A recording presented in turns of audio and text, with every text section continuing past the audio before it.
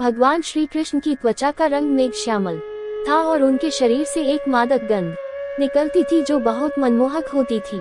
उन्हें अपने अगले पिछले सभी जन्मों की बातें याद थी। श्री कृष्ण की 16,008 पत्नियां थी। इनमें से 8 रानियां रुक्मणी, जाम्बवंती, सत्यभामा, कालिंदी, मित्रबिंदा, सत्या, भद्रा और लक्ष्मणा थी। इन 8 रानियों से श्री कृष्ण के 80 बच्चे थे। सभी 8 रानियों के 10-10 पुत्र थे। भगवान श्री कृष्ण का भगवान होना ही उनकी शक्ति का स्रोत है।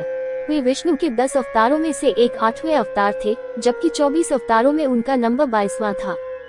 सभी अवतारों में उन्हें पूर्ण अवतार माना जाता है। श्री कृष्ण देश, धर्म और संप्रदाय से ऊपर उठकर सर्वमान्य महापुरुष है।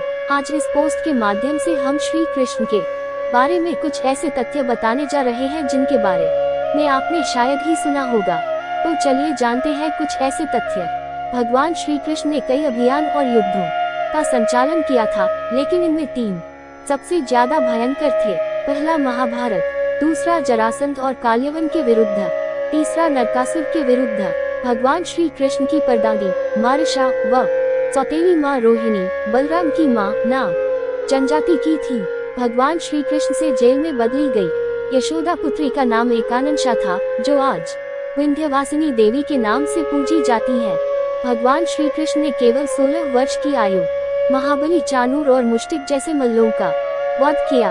उन्होंने मथुरा में दुष्ट रजक केसी को मात्र हथेली के प्रहार से काट दिया। दुनिया में वे ऐसे पहले व्यक्ति थे जिन्होंने युद्ध के मैदान में ज्ञान दिया, और वह भी ऐसा ज्ञान जो आज भी प्रासंगिक है। असल में गीता को ही एकमात्र धर्म ग्रंथ माना जाता है। उनके जीवन चरित्र श्रीमद् भागवत पुराण में वर्णित है। श्री कृष्ण ने गीता के अलावा भी और भी कई गीताएं कही हैं, जैसे अनुगीता, उद्धव गीता आदि। गीता में उन्होंने धर्म, ईश्वर और मोक्ष का सच्चा रास्ता बताया। मान्यता है कि नरकासुर नामक असुर ने 16,000 कन्याओं को विवाह करने के लिए बलपूर्वक बंदी बनाकर रखा था। श्री कृष्ण ने नरकासुर को मारकर इन कन्याओं को मुक्त किया था। समाज द्वारा स्वीकृत न किए जाने के डर से इन कन्याओं ने वापस अपने घर न जाने का निश्चय किया और श्री कृष्ण को ही अपना पति मानकर उनसे उन्हें अपनाने की प्रार्थना की थी।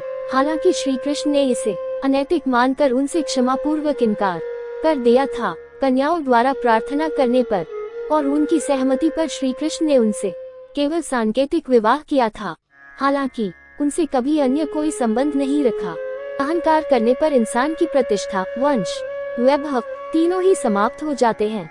जीवन में कभी भी किसी से अपनी तुलना मत कीजिए। आप जैसे हैं सर्वश्रेष्ठ हैं। बुरे कर्म करने नहीं पड़ते हो जाते हैं, और अच्छे कर्म होते नहीं करने पड़ते हैं। जो अपने मन पर नियंत्रण नहीं रखता, वह स्वयं का शनैः शनैः शत्रु बनता जाता है। बुद्धिमान व्यक्ति को समाज कल्याण के लिए बिना आसक्ति के काम करना चाहिए। स्वार्थ संसार का एक ऐसा कुआं है जिसमें गिरकर निकल पाना बड़ा कठिन होता है। एक बार माफ करके अच्छे बन जाओ, पर दोबारा उसी इंसान पर